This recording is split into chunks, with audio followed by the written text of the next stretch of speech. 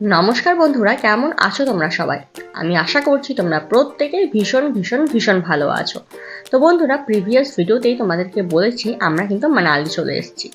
আর ওই দেখো, জুম করে দেখাচ্ছি আমাদের হোটেলের ঠিক অপোজিট সাইডেই যে গলিটা আছে সেই গলিতে এসেই একটা বাইক রেন্টাল শপ আছে।